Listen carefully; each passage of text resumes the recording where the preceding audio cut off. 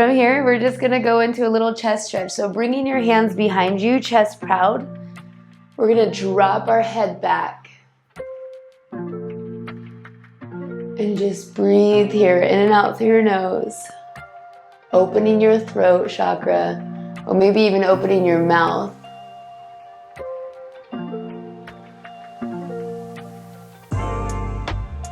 Good.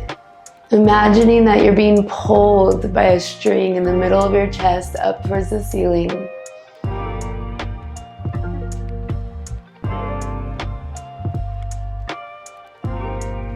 Beautiful. Go ahead, slowly release by releasing the head up straight and then one hand in the other. We're gonna inhale, proud chest, and we're gonna do the opposite, fold forward. And then exhale, and you can go maybe hands on the toes, hands on the shins, hands on the knees, it doesn't matter, but just hinging from the hips.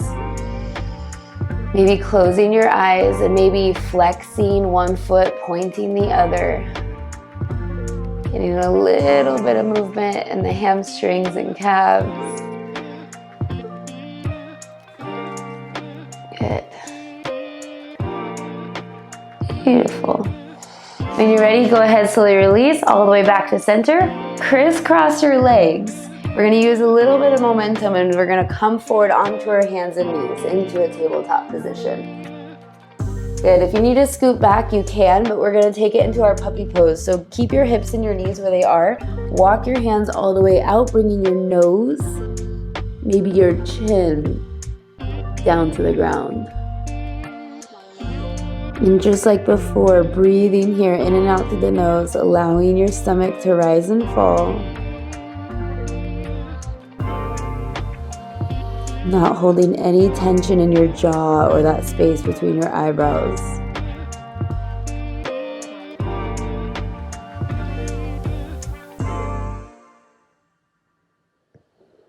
Good, couple more breaths.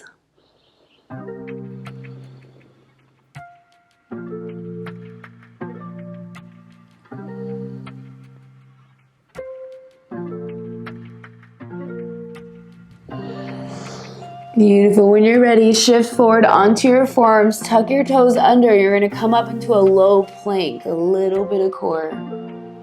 Yes. Good. Holding it here. Maybe dropping your hips down to the right.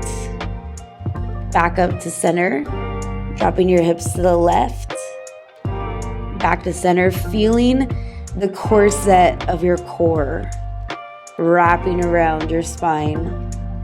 As you dip your hips one side and then the other. Maybe shifting your weight forward and back.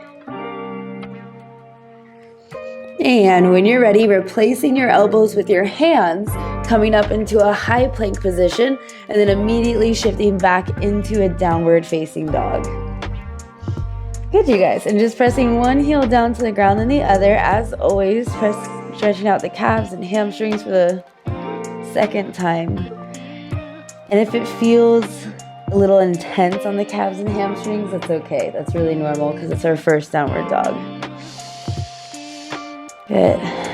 Go ahead, walk your hands all the way back to your feet, bending your knees as much as you need to, ending in a forward fold at the back of the mat.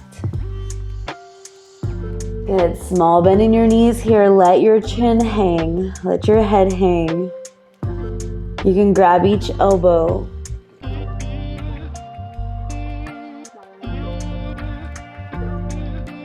Good. And with every exhale, imagine you're being pulled further towards the ground.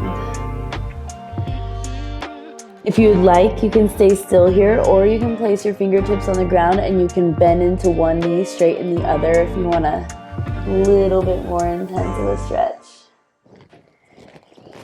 And keep relaxing your head, tucking your chin, maybe even shaking your head out. Good. And then heel toe your feet to go right underneath your hips. We're gonna bend in our knees, keeping our chest nice and proud, going into as deep of a squat as we can. And then back up into that forward fold. We're gonna do that a couple times. So head up, hips down, going as deep as possible. And then back into that forward fold. 2 more.